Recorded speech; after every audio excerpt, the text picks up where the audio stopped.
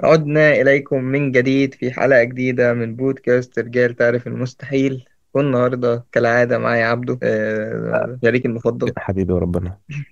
انا كنت اشتمك والنهاردة بعد العادة دي. ليه مش يعني عارف، بحس ان ما كالعادة شيء جميل عامة. انت من أكتر الناس اللي بتطلع معايا ودي حاجة حلوة. ده شرف ليا والله. يا لهوي، ماشي ماشي. اشيلها في المونتاج. لا لا، بس هو شكلها حلو. ماشي. والنهاردة جايين نتكلم معاكم عن الادعاء والمدعيين. مم. وخلونا في الأول كده نعرف الادعاء بكلام بسيط. والادعاء مم. ده من وجهة نظري هو محاولة الشخص إنه يظهر حاجات مش فيه، مم. صورة مش حقيقية عنه، بهدف إيه بقى؟ إن هو مش قابل نفسه اجتماعيا، عايز يحقق مكاسب. تعددت الاهداف. أيوة، تعدد الأهداف، ويظل الشيء نفسه شيء مقزز وشيء مقرف. فخلينا في مم. الأول كده نبدأ على طول سخن بسخن كده، وأسألك أنت إيه أنواع الادعاء والمدعين يعني اللي ممكن نصنفه؟ خلينا نصنفهم في الأول. مش عارف، حاسس ان هم كتير قوي ان احنا ممكن نحصرهم. تعال نصنف الناس الأشهر عامة أو الظاهرين أوي. يعني أنا ممكن مثلا أبدأ معاك بالمدعين الفضيلة مثلا. لا لا، ده بسم الله ما شاء الله، احنا في بلد فاهم؟ جميلة جدا ما فيهاش اي نوع من من أنواع الادعاء الفضيلة ده. ما عندناش أي إظهار للفضيلة، ما انا نفسي عندناش. اقابله، أنا نفسي اقابل حد مدعي فضيلة وما بلاقيش يعني. ألو. في نطاق الأوضة اللي أنا فيها ما بلاقيش ده. والله حتى ساعات بلاقي. عامة خلينا نتكلم بموضوعية. كلنا مم. بيجي علينا فترة بنكون ناس مدعية، بس الفرق ما بين انك تكون شخص مدعي لوهلة او لفترة يختلف بشكل كبير عن انسان شخصيته مبنية على انه شخص مدعي ما شخص. اظنش ان يعني فكره ان احنا كلنا كنا مدعين في فتره من الفترات، يعني ما اظنش ان ده يطلق عليه الادعاء. يعني اظن يطلق مصطلح الادعاء على حد هو كده، انما مش ايوه ايوه، عشان هو مثلا حابب كده او هو عايش كده. هو كده. م- انما لما مثلا ممكن يجي علينا موقف عادي نتعامل فيها بحاجه احنا مش مؤمنين بيها، او بحاجه تختلف عن افكارنا او شخصياتنا عادي، م- م. لمختلف الاسباب، بس بتبقى حاجات شواذ يعني. فاهمك فاهم. بالظبط. ولو هنتكلم عن ادعاء الفضيلة، فادعاء الفضيلة ده حاجة بنمر بيها كل يوم مع ناس كتير. واحد يطلع يقول لك انا مش عارف ايه، وده غلط وده ما يصحش وده عيب، والسجاير غلط ومش عارف ايه. طب وانت ماشي بسجارة؟ مش بقول لك ان المفروض تنصح الناس ان هم يبقوا احسن منك، انت مش بتنصح الناس، انت بتنظر على الناس. انت ايوه بالظبط. بتنظر على الناس بعيوبك. عارف انت مثلا لو جيت قلت لي بتفليكس. السجاير، ايوه، انت جيت تقول لي سجاير وحشه يا برو، ما ينفعش، مش عارف ايه، ده غلط عشان صحتك، وانا حتى لو بعمل ده فانا بعمله وانا عارف ان هو غلط، وان شاء الله ربنا يهديني وابطله، وانا هسعى ان انا ابطله. بس انت بتيجي تنظر عليا عشان بس تبان روش وتبان حلو قدام الناس. طب انت ايه؟ فاهم انت؟ التعالي في فكرة النصيحة نفسها، أو النصيحة لهدف تاني غير إن أنا بنصح. بالظبط. ف وطبعا ادعاء يعني الفضيلة ده، بيخش معانا في حاجات كتير، زي فاهم، زي هتخش بقى في لبس البنات. انت أصل مال امك؟ انت مال امك؟ بص يعني لبس بقى، صلاة، تدين مثلا، في حتة هو التدين دي موجود كتير بالذات في جدا. التدين، فاهم؟ يعني هو أقسم بالله، أنا والله يعني لفترة من الفترات كنت ساعات في ناس باخدها بالشكل كده او بالتصرفات مثلا عليه هو شخص كويس. م- وحصل مؤخرا ان انا ظهر حد في حياتي، وانا ما بحبش اقول على الناس، ما بحبش اقول على الناس مدعيين حاجة. م- فتمام، لقيته راجل متدين وزي الفل وقشطه، فقلت خلاص الحمد لله، يعني تلاقي راجل عارف ربنا وكده. وانا يعني في فترة ما كنتش بخون الناس يعني، ما كنتش بخون كل الناس. وبعد فترة وبعد التعايش وبعد ما عرفته عن قريب، لقيت ان هو من اقذر الناس اللي انا شفتهم في حياتي. لدرجة مثلا انا كراجل مثلا، بيعمل حاجات كتير غلط، والحاجات الصح مثلا في موضوع التدين ده بيكون مثلا اقل مقارنة بالحاجات الغلط.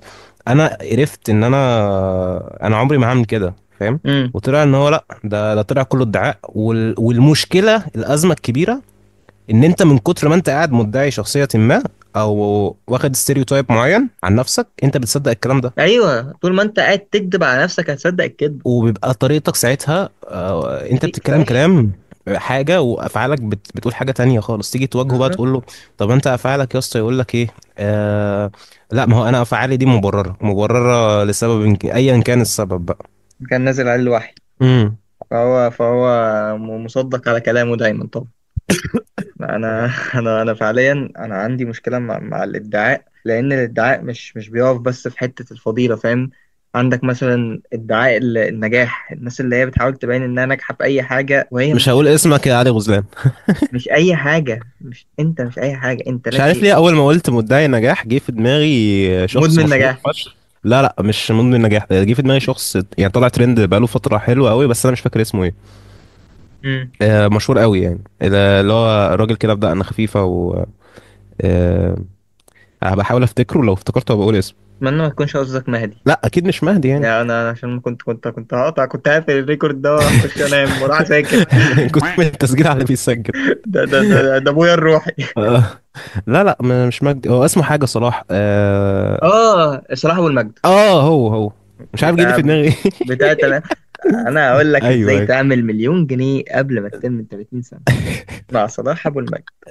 اه. اه ما اكتر عارفها الناس انا. اللي شبه صلاح ابو المجد في حياتنا، ما كتير اكتر قوي ان يعني، والسوشيال بس ميديا السوشيال ميديا، بجد. والله كنت اسالك. السوشيال التيك ميديا يا توك. جدعان بجد بقت قرف.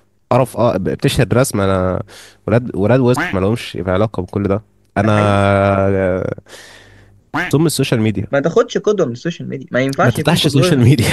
بجد انت لو عايز تنجح ما تفتحش السوشيال ميديا. اه والله. انا يا في جدعان كل مره بفتح فيها السوشيال ميديا انا البرودكتيفيتي بتاعتي بتقل النص. يا جدعان لا يعني احنا ممكن نعمل حلقة تانية باسم السوشيال ميديا.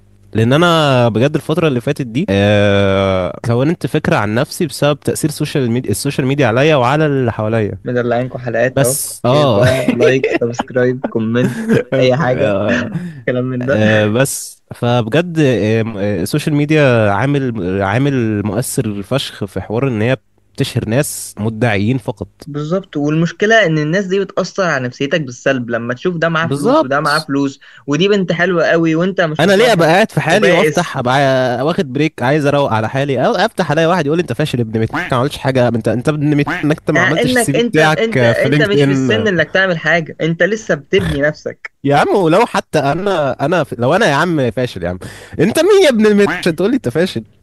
بالظبط. يا عم انت تقرب لي طيب، انا لو حد يقرب لي ما يقوليش كده، فاهم؟ فحاجه تقرف. وتيجي تشوف بقى الشخص اللي بيقول لك ده كده ايه، عمل ايه في حياته، بدأ حياته ازاي، تلاقي ظروف حياته اصلا او البيئه اللي هو كان فيها اهلته ان هو المولود يعمل وفي كده. ايده معلقه دهب. او في ايده معلقه. في ايده معلقه دهب. بالظبط. واحد زي دكتور مكاوي ابن انا النهارده جاي ادس كله. والله واحد زي دكتور مكاوي ده، يعني انا مثلا اول ما طلع زمان شفته، والراجل كان يعني احاول ان انا مش عايز اشتم على قد ما اقدر، بس الراجل ايه يعني تيبيكال راجل عايش في مدينة نصر. مم. تحياتي فجأة لأهل مدينة نصر، ما بنغلطش في حد. أرض ايوه يعني الرجولة والجدعنة. اقصد بني ادم حياته هو طبقة متوسطة او فوق المتوسطة بشوية، فاهم؟ مم. هو بدأ ايه ويقول لك انا كنت في هندسة عين شمس ومش عارف ايه. ف تمام يعني يعني كل النماذج انت الوسخة بتجيلنا تمام، من انت هندسة. بني ادم كويس اهو اكيد يعني تمام. ظروفك الحياتيه مأهلاك ان انت تكون شخص كويس، في حاله انت لو ما بقتش شخص كويس تبقى شخص من الاخر لو ما بقتش كده. فتطلع بقى وزي ما حضراتكم عارفين المحتوى بتاع دكتور مكاوي يعني حاجه اعوذ بالله، يعني انا اه ممكن والله. استحمل صلاح ابو المجد عن دكتور مكاوي. بقالي 3 فيديوهات مستنيه يقول لي ازاي اشوط البت اللي انا بحبها، ما عرفتش.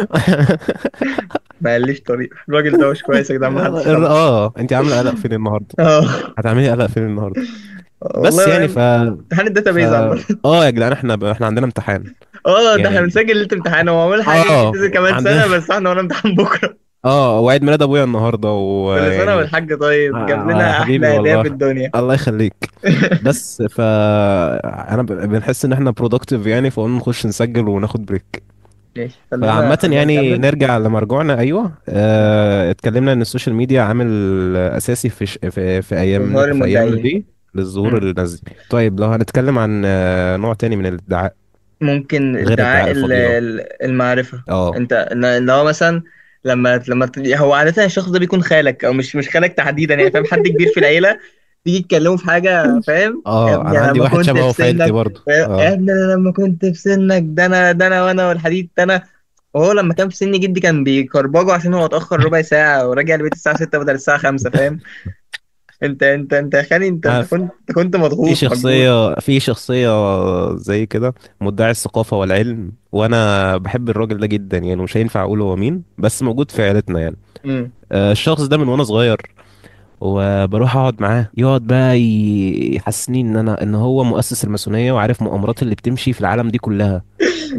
لو الراجل بتاع القهوة مثلا قفل النهاردة، وسألته هو القهوة دي قافلة النهاردة مثلا عشان الراجل تعبان أكيد أو كده، فيقول لي لأ، ده هو قافل عشان النهاردة ميعاد تعامد الشمس على الساتلايت بتاع القهوة. رمسيس التاني.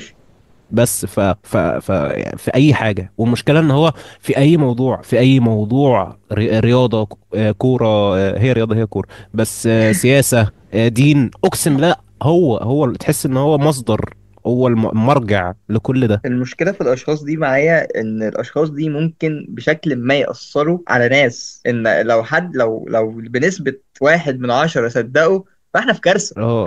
لو واحد هو بس بس هي صدق إحنا في الميزة بقى إن كارثة. القعدة معاهم بتبقى مسلية أحيانا، ما لو ما فيش صداع. ما بالظبط.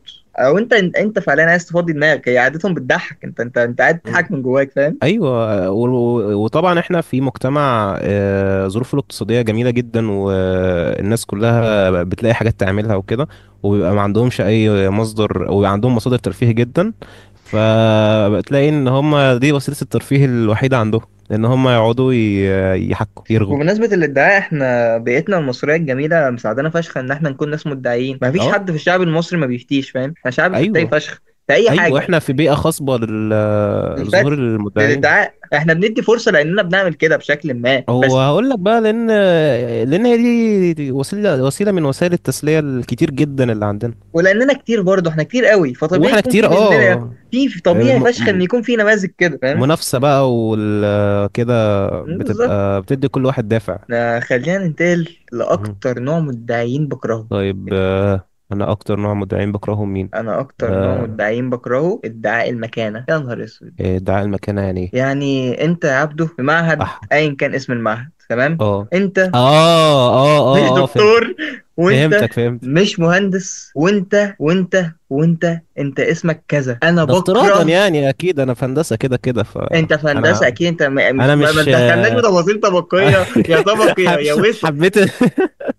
ايوه، طيب ايوه. انا هقول لك على حاجه هقلبها عليا، تمام؟ يا عم انا بهزر، انا بس انا عارف، لا بحاول لا انتهز انا فرصة ان انا. هتكلم عليا عشان محدش يقول ان انا ببص لها بنظره طبقيه او اي شيء. ماشي. انا طالب في كليه علوم قسم كمبيوتر ساينس. لما الدكتور بيندهلي او معيد بيندهلي بيقول لي يا باشمهندس، فده عشان انا جزء من مسمياتي الوظيفيه بتاعتي ان انا مهندس. هل انا بحب اللقب ده؟ لا، مش عشان كلمه مهندس وحشه، اخويا مهندس ومتخرج من هندسه، انت مهندس في كليه هندسه، انت كارنيه النقابه بتاعك كارنيه نقابه المهندسين. هل انا لما حد يجي يقول لي يا باش مهندس، ده هيعلي من قيمتي؟ لا. لا هيقلل من قيمتي؟ انا اللي هيعلي من قيمتي قيمتي، قيمتي في نفسي، استثماري في نفسي. انا عملت ايه عشان يتقال لي انا مهندس او لا؟ انا يا جماعة، اتطورت اقسم بالله، احنا اول ما بنشوف كلمة يا مهندس دي في جروب فيه دكتور ولا كده، بنبقى عارفين ان احنا ايوه اقسم هنتهان بالله. جامد.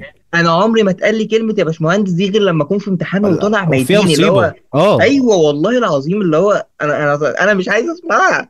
انا بسمعها صباح الخير بتنك. يا باشمهندسين. هي مش بتبقى كده مهتم. بدايتها كده. انا مش ميتين عايز ابقى الصبح. باشمهندسين.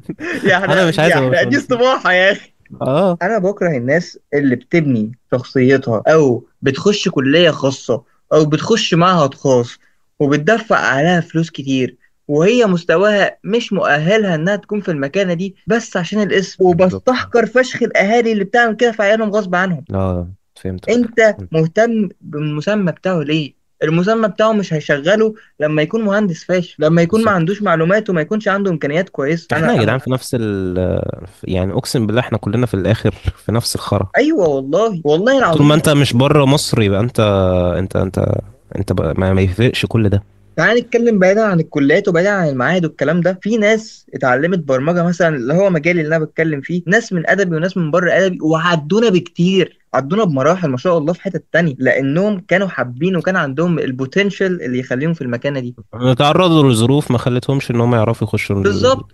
المكان ده. ودول محدش بيبقى قاعد مستني يتقال له يا باشمهندس. انا قاعد مستني الناس تبارك لي على الانجاز بتاعي اللي انا عملته، اللي هو بالظبط، انا اه. عملت ابلكيشن كويس، عملت ويب كويس، قدمت محتوى تعليمي حلو، انا مبسوط بده، انا مش مبسوط باللقب. اللقب ده ممكن يبقى لقب لاي حق، السباك بنقول له والله ينور يا هندسه. انا ما بحبش الناس اللي بتفلكس ماشي. الالقاب، ده بالنسبه لي حاجه كريهه، بس يعني دول بالنسبه لي بصفتي كام. مهندس بقى.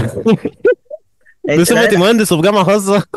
لا لا، انت استنى، انت حالتك مختلفه تماما. الراجل انا ده عارف، انا بهزر، في انا بهزر ثانوي والله. كان جايب يا 97% جدعان مش وجاله عارف هندسه اجيب، اسكندريه مش عارف حكومي، اجيب نصهم، مش عارف وهو اجيب اللي نصهم هو اللي اختار دلوقتي. يخش خاص.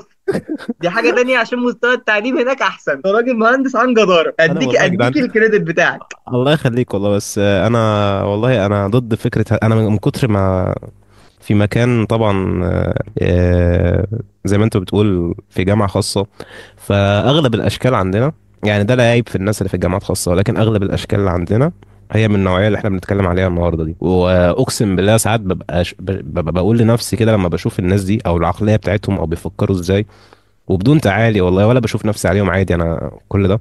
بس بيبقى في حاجات بديهيه كده، انت بتبقى بتشوف البني ادم اللي قدامك بيتعامل فيها ازاي، بتعرف ان دماغه دي عباره عن كيس زباله، مم. والبني ادم ده اصلا حمار.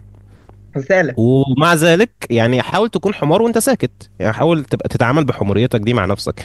انما انت حمار وبتفليكس ان انت في هندسه، او بتفليكس ان انت مهندس، والمسطره التي بقى والمش عارف ايه وكده، انت حمار يا اسطى. انت وانت مش عشان الناس اللي بره مش شايفينك حمار، او هم مش شايفينك انت بتعمل ايه، فهم هيتخدعوا عادي، بس احنا عارفين اللي فيه بس. فدي معاك حق، فانا بعاني كل يوم من الاشكال دي لدرجه ان انا بقيت بكره ان انا اروح الجامعه، هو بقيت بكره ان انا عموما اتعامل مع ناس. الحلقه اللي سجلناها عن الفرق في الجامعات، فرق الطبقات في الجامعات، هتناقش الموضوع ده. ما اعرفش هي هتنزل قبل دي ولا بعد دي، بس فيها اللي انت بتحس اللي انت. مشكله الحوار ان احنا بنسجل ده دلوقتي والحلقات دي تنزل بعدين، ان انا في فتره بناء شخصيه، وكل حلقه شخصيه مختلفه عن التانية، طب فاحس ان عشان انا الناس، هاجي عشان اسمع اقول عشان تنوع اهو هو الناس. مين ابن الوخر اللي بيتكلم ده. الناس هتتبسط، ادينا بنجيب لكم اه تنوع. شخصيات جديده اهو. دي شخصيه ثلاثه مثلا، ثالث حلقه. يا راجل بقى اقول كلام غير ده. طيب انا عندي سؤال تاني، خلينا نخرج بقى من الانواع، حاسس ان احنا مم. اتكلمنا فيها في الكفايه. هو ليه اصلا الناس بتدعي يا عبده؟ هو انا بس قبل ما اخش في النقطه دي، انا ما قلتش ايه اسوأ انواع انت ما... الادعاء. طب قول، لا انا لا قول، انا اسف، انا فكرت. بحس ان من كتر الاختيارات مش عارف هم اختار. كلهم اوسخ من بعض، فانت اختار اوسخ الوسخين. مش يعني محتاج السؤال ده، بحس ان هو صعب. 50 كويسين. بالظبط، فخليني والسؤال اللي دقيقه عليا معلش بكره في افكر. الامتحان براحتك. انا ما بحبش الناس اللي بتهول من الامور، يعني ما اعرفش ده بتسميه بقى ادعاء ايه، بس انا ما بحبش الناس اللي بتبقى بتهول من حاجات بسيطة هي بتعملها. يعني ما عنديش مشكلة، انت بالنسبة لي الحاجة دي بسيطة، او بالنسبة لي الحاجة دي لا تذكر، وبالنسبة لك انجاز وبتاع. مم. بس لما يجي حد يقول لك والله انا مش عارف اعمل الانجاز ده، وانا مش عارف اعمل الحاجة دي اللي انت بتعرف تعملها، انت ساعتها بقى بتقول له يا دين امي انت ازاي يا ابني مش عارف ايه ده، دي حاجة سهلة جدا، انت بني ادم حقير عارفها الناس فهمتك دي، فهمت. اللي ايوه. هو ايه ده انا بعملها بصباع رجلي الصغير، هو طب ما خلاص يا اسطى جود فور عرفنا. يو، ما حدش مهتم. الله ينور. انا بقى بالنسبه لي مش عارف اعمل كده، او انا بتعلم ان انا اعمل كده. انت اخدت وقت فالناس قد ايه بقى عشان تعمل كده؟ بالظبط. وبعدين ربنا ميز كل واحد فينا عن التاني بقدرات متنوعه في حاجات تانية. انا عندي نقطه مثلا انا كويس فشخ فيها بعملها بصباع رجلي الصغير، انت ما تعرفش تعملها، والعكس كذلك. وده فلما اجي الطبيعي. اطلب مثلا، اطلب منك حاجه، او ان انا مثلا بسأل عن حاجه، او انت شايف ان في حاجه مثلا ناس كتير ما بتعرفش تعملها، وانت بتعرف تعملها، فتيجي تقول دي سهله جدا، انتوا ازاي ما بتعملوش كده، وتقعد تحكم على الناس بقى وتقول ده انت بني ادم مش عارف ايه ان انت ما بتعرفش تعمل كده، فساعتها انت بتبقى مدعي. انت فعليا مدعي، مدعي عنده انت بقى ما نقص. تعرفش انت مدعي ايه بقى، انت مدعي ايه، الله اعلم يعني. هو فلا، هو يعتبر كل مدعي المدعيين مدعي عندهم مدعي المعرفة عن برضه يعتبر. عامة يعني هو انا يعتبر مدعين المعرفة دول انا بكرههم جدا. مم. بصفتي واحد ذكي وشاطر من هو صغير، وذكي عاطفيا وكل الكلام ده. يا مزاجه يا مزاجه. آه، فبتبقى عارف انت ايه الحاجات السهله وايه الحاجات الصعبه وايه الحاجات اللي بتبقى واخده مجهود، فبتعرف تميز بقى مين الحقيقي يعني مين المدعي. مم. المدعي ده تيجي يتحط في الموقف بقى، اللي بيتحط في موقف حقيقي، تلاقيه ما بيعرفش يعمل حاجه، هو فاكر انه بيعرف يعمل حاجه. بالظبط. طيب بس ما تقول لي بقى، هو ليه الناس بتدعي؟ لملء فراغ ما يعني، او لمواكبه ان هم يعرفوا يحسوا بقيمه، بقيمه مزيفه لنفسهم. مم. ما هي يعني ممكن آه، تنقسم لشوية حاجات. لان البني ادم لو هو حاسس ان هو لا شيء، مم. صعب ان هو يعرف يتعامل مع الموقف ده. يعني مثلا خلينا نقول الناس بتدعي عشان عشان خوف من تحس انها الرفض. مميزة. خوف من الرفض مثلا. لا، ما اقدرش احصرها في خوف من الرفض. ما هو مش هنحصرها في حاجة، احنا هنقول كذا حاجة. لا يعني هو قصدي يعني اللي بحسها منطقية اكتر عشان يحس ان هو عنده حاجة مميزة. ما هو حب الظهور مثلا. بالظبط بالظبط، حب وطب الظهور. ما هو انا مش عايز احصرها في نقطة واحدة لانها بتكون كذا حاجة. يعني مثلا برضو الناس بتدعي عشان عندها شعور بالنقص. امم. فاهم؟ ممكن عشان الخوف من الرفض زي ما قلت في الاول، عشان يحس ان هو مقبول وسط الناس. شعور اه. بالنقص زي ما اتكلمنا على مدعيين المكانة. انت مش محتاج تبرر او مش محتاج تقول انك كذا عشان الناس تحبك او عشان تبان كويس. فده امم. برضو جزء حب الظهور، اللي هو انا attention seeker، انا عايز الفت الانتباه وعايز الناس تحوم لا حواليا بس خلي بالك، يعني حب الظهور ده ما بيبقاش حاجة وحشة ساعات يعني. على شخص حسب. شاطر مثلا انت بيحب تستحق ولا يبين. لا؟ انت تستحق ولا لا؟ مم. هل انت فعليا شخص شاطر، ولا انت بتدعي انك شاطر عشان الناس تتلف حواليك؟ يا حبيبي، حتى لو انت شخص شاطر، ما انت لا كونك انك بتحب الظهور وانت حد شاطر فعلا وبتساعد الناس وكده، دي حاجة ما تعبكش. انما انت ايوه، ممكن طب تكون ما انا بتحب بتكلم في الظهور. كده. انت لو انت يعني في شاطر ناس وبتساعد فانت كويس. في ناس معانا في الجامعات عادي جدا، انت عارفهم معاك في الجامعة، كل محاضرة بيسأل سؤال ابن نتيجة، سؤال غبي جدا ما يطلعش من عيل في ابتدائي للدكتور. كل عارفه، محاضرة بيسأل عندي بيسأل عندي بيسأل عندي نفس الأسئلة. وعندي. الشخص ده شاطر مش غبي، ده فلاح ابن وسخة. بس هو بيعمل كده ليه؟ عشان هو بيحب الاتنشن، بيحب الظهور، بيحب والله يبين ان عيل هو. فلاح ابن قوطة فافتكرته.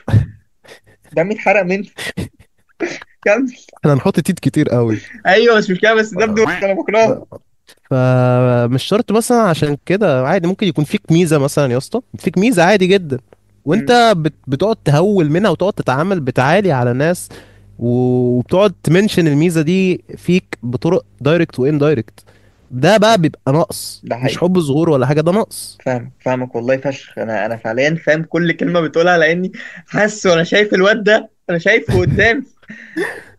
اه ماشي ف طيب يعني تعددت الأسباب، ولكن أنا شايف إن ممكن لو هيجتمعوا كلهم في سبب واحد، هو إن على الإنسان يحس إن هو يحس بقيمة مزيفة ليه.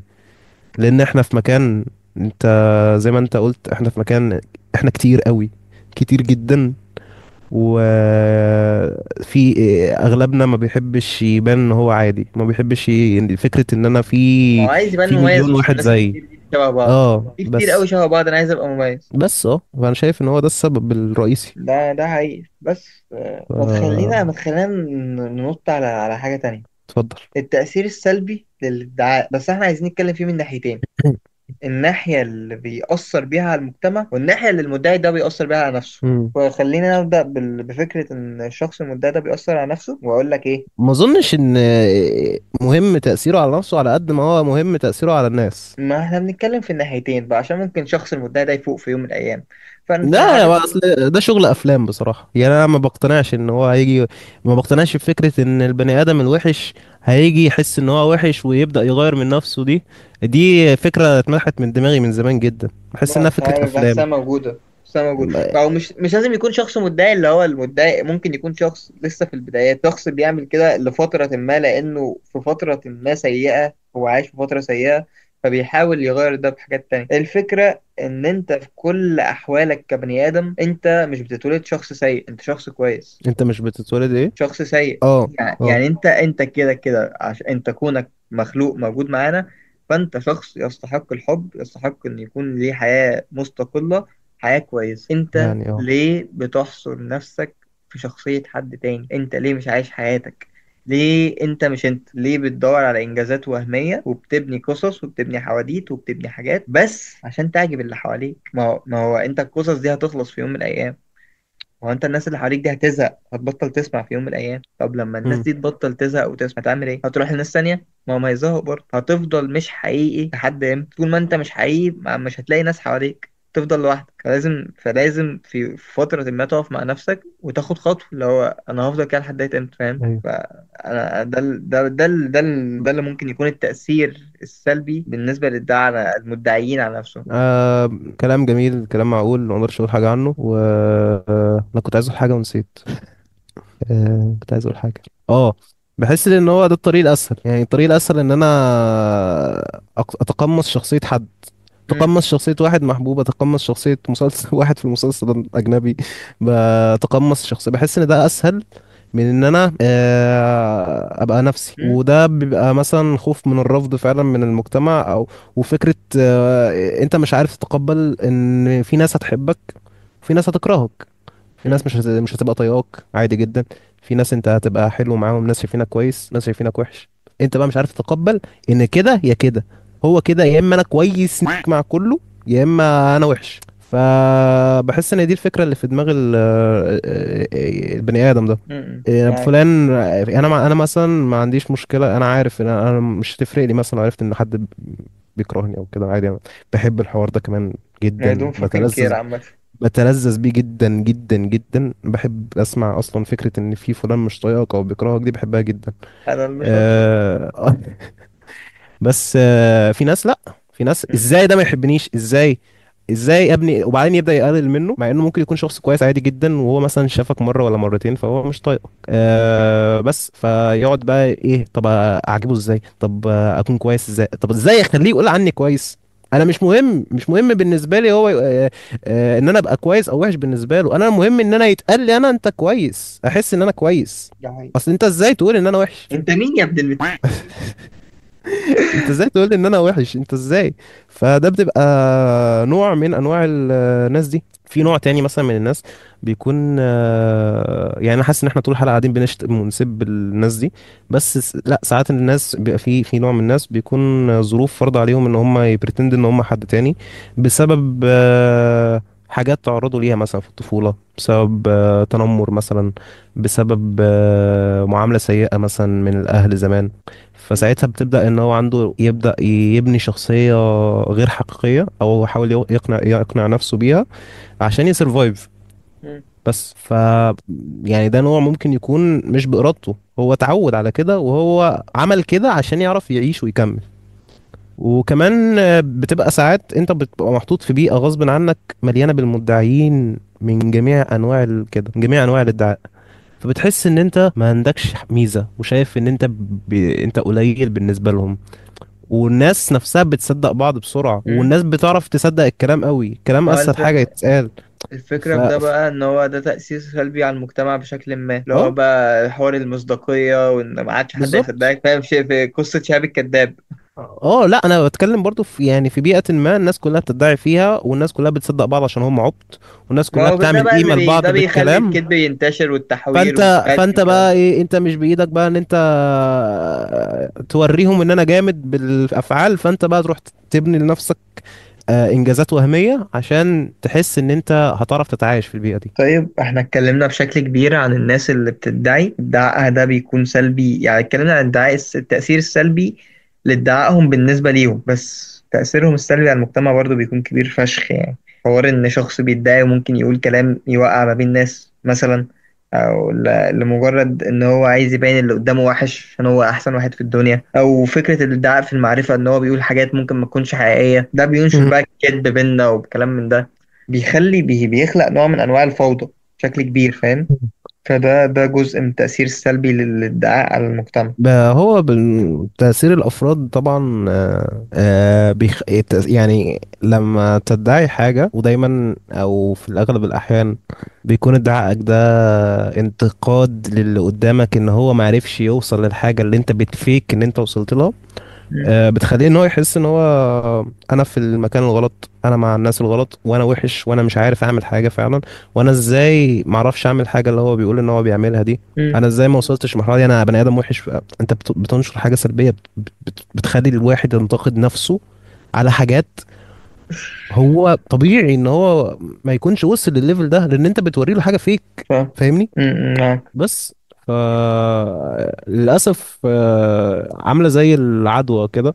لما تلاقي ان انت في وسط مكان كل واحد بيدعي فيه عشان هو يكون كويس، كل واحد بيفيك حاجه عشان هو يكون يبان ان هو جامد، فانت للاسف بتحقر من ذاتك بينك وبين نفسك، وبتحس ان انت I'm not good enough وكل الكلام ده. فاهمك كده. طيب انت شايف ان عندك حاجة ممكن نضيفها في نقطة التأثير السلبي؟ انا حاسس ان احنا لو اتكلمنا فيها دي ممكن تبقى حلقه لوحدها يعني.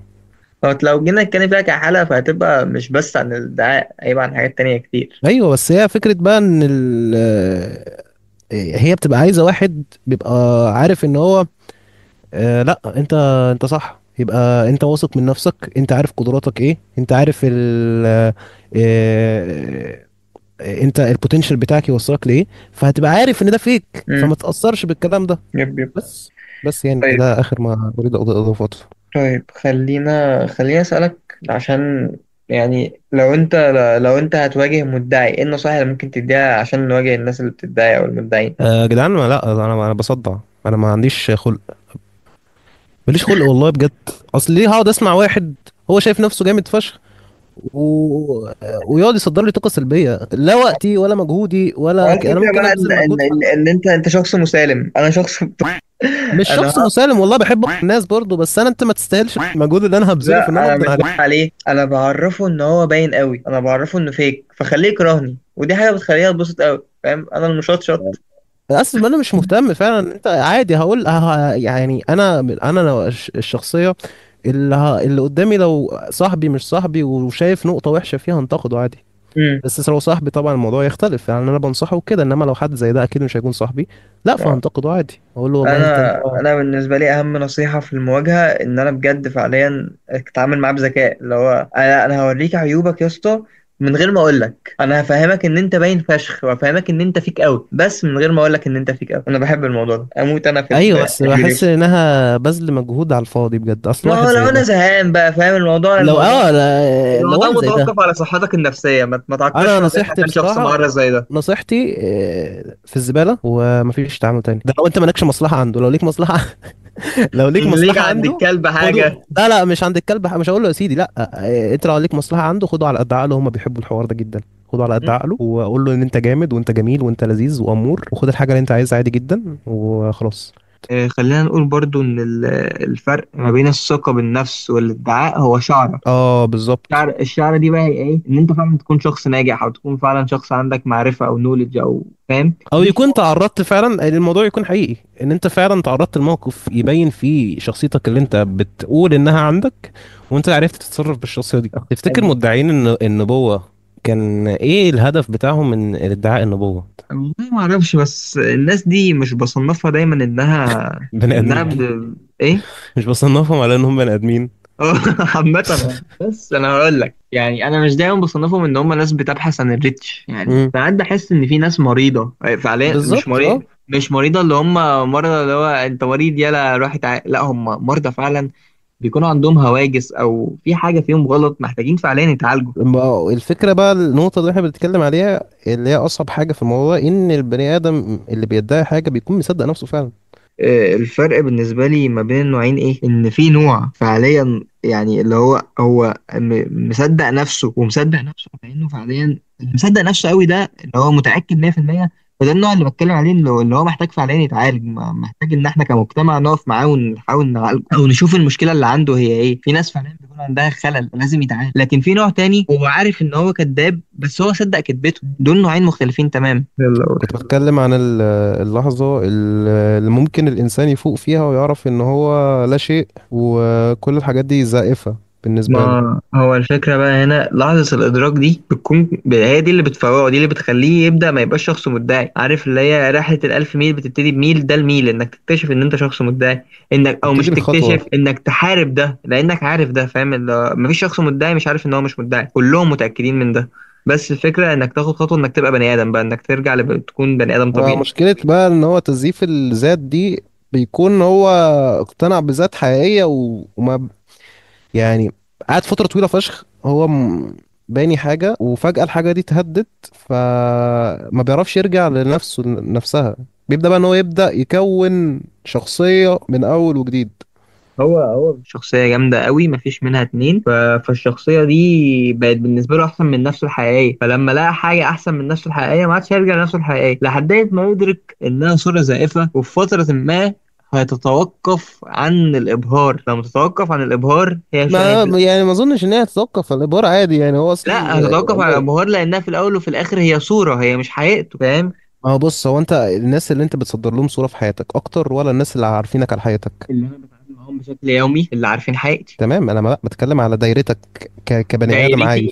انت عارف حقيقتي، دايرتي الناس القريبه مني مش المعارف بشكل عام ايوه يا بيتعاملوا معايا حبيبي، بشكل حقيقي. تمام، الناس القريبه منك. انا بتكلم بقى ان البني ادم في حياته عامه، الناس اللي مش قريبه منه بتبقى اكتر من الناس القريبه منه. ماشي، انت الناس اللي مش قريبه منك دي تتعامل معاها قد ايه؟ ما هو الفكره هنا ان انا مش بحتاج التعامل مع الناس اللي مش قريبه مني في حاجه غير ان انا بستمد الدوبامين منهم. ما نفترض انك حبيت واحده مثلا، والواحده دي ما كانتش ما قريبه منك في تفترضش. فتره. مش انت. نفترض انك حبيت واحده مثلا يا عم، مش انت، والواحده دي ما كانتش من القريبين، وهي انبهرت بالشخصيه التانيه اللي انت راسمها عادي بعد. يا حبيبي، هيكرف عادي لما يلاقي الدنيا باظت خلاص، وايا كان ما بقاش فيه مخزون جديد او حاجه جديده نقدمها، هيروح لحد تاني ما وهيقدم هو حاجات ما هو كتير بني تاني. ادم برضو عنده مشاعر فلا. ولا بني ادم ولا دنيا. قال لك يعني انت جاي هي المقصد تشتمه. من اللي انا بقوله، المقصد من اللي انا عايز اوصل له ايه، ان هو مش بيبقى باقي على الناس على قد ما هو بيبقى باقي على الاحساس النشوة اللي بتجيله من الموضوع ده. ما هو مش دايم، ما هو في يوم من الايام هيقف. ماشي. ده اللي انا بقوله، لا هو اكيد في يوم من الايام هيقف. اصل لو هو مش هيقف في يوم من الايام كان زماننا كلنا مدعيين بما فيهم انا وانت. انا ايه اللي يخليني ابقى نفسي الحقيقيه ممكن ابقى نفسي ونفسي ودايما جامده. يعني انا بالنسبه لي بصراحه، بالنسبه لي يعني حكما عليا، انا في طول حياتي مثلا ما ادعيتش حاجه عشان احس ان انا جامد، على قد ما انا كنت بحب ان انا ادعي بحاجه عشان اتسلى. والحوار ده مثلا ممكن يكون فيها لحد دلوقتي. يعني بحب مثلا انا امثل حاجه مع حد مثلا مش اشوفه مش اشوفه غير مره مثلا في حياتي كده عشان اتسلى شويه. م-م. بس انما انا ما عنديش فكره ان انا ابريتند حاجه انا مش عليها دي، لان الموضوع مرهق جدا ومقرف جدا وبتقزز من نفسي كده، بحس بقرف. فاهم. بس فتمام يعني. ف طيب. بس نصيحتي في اخر الحلقه دي ان م. الطريقه المثيله للتعامل مع الناس دي ان انت ما تستعملش. عندك حق عامة. بس في نهاية هذه الحلقة الطويلة جدا، لا، هي هتتقصقص وتبقى حلوه يعني. في نهاية هذه الحلقة أتمنى إن محدش يدعي من الناس اللي بتسمعنا. كونوا نفسكم، لأن نفسكم تستحق إنها تتحب، نفسكم تستحق إن يكون ليها لا شخصية. لا لا لا، ولا نفسكم تستحق انها تتحب ولا حاجه. انت لو بني ادم وسخ وفيك الناس كلها بتقول ان انت وسخ، فانت تعرف ان انت وسخ عادي وما تتحبش ولا نيله. ماليش دعوة بالواد الأحمر محتاج ده. تتغير. شخصيتك، ايوه. شخصيتك ما مش مش كل ملهاش حلقه حد. مش كل ما حلقه هو في ما هو لو الاخر شخص هنقول. وسخ هيكون عارف إن هو شخص واحد لو وسخ. لا يا لو هو حبيبي مدعي فهو لا. داخل وعارف إن هو مدعي. هو داخل فين؟ الو. أنت عايز إيه؟ انا بقول لك ان مش في كل ممكن حلقه تسيبني نقول أقفل لا انت. الحلقة؟ انا ما بحبش حد يقعد يقول لك انت جميل وانت تتحب. ما انت ممكن تبقى ابن تتحبش يا عادي، عم ما الفكره هو ان لو انت ابنك هيكون مدرك إن هو ابن. لا لا أنت. لا والله لا. هو انت بتبقى مدرك ان انت ابن اه يا اسطى، هو مدرك ان انا غلط لما اكون غلط، بعمل غلط وانا مدرك ان انت انا بني غلط. ادم كويس وجميل، وانا بني ادم كويس وجميل، في بني ادمين تانيين مش كويسين ومش يا عم جمال. ماشي، مش هقول لك الجمله اللي انت مش عايزها، اسكت كده بقى، خلينا أقفل. في نهايه هذه الحلقه نتمنى ان محدش يدعي. الدعاء مش شيء كويس. كونوا نفسكم. لو حاولتوا تبقوا نفسكم او حاولتوا تبذلوا مجهود ان انتوا تفضلوا في شخصيتكم وتبنوا شخصيه، الموضوع هيبقى احسن بكتير فشخ من انك تكون بتبني شخصيتك على اساس فيلم او على اساس مسلسل ولا على اساس شخص تاني. انت مش عادل امام في الحريف يا عبده. طب وليه الغلط ده بقى؟ انت مش تيمي ترنر. ويعني كونوا نفسكم، كونوا نفسكم وهتبقوا ناس كويسة. ايوه عادي. لا، تقبل ان انت مش كل الناس هتحبك عادي جدا. انت مش مفيش حد في الدنيا الناس اجتمعت عليه حتى الآلهة يعني، فتقبل ان في ناس هتحبك وفي ناس هتكرهك. انت مش ابو تريكة. مثلا انت هتقارن نفسك بعام الناس ولا إيه؟ انت هنكفر، هنكفر، هتكفرونا بقى. عادي، الاله ده عادي جدا، انما ابو تريكة ايه؟ احنا هنكفر ولا ايه؟ والله بهزر. دي اخر حلقة انا هسجلها في البرنامج ابن. ده ابن بس كده، السلام عليكم.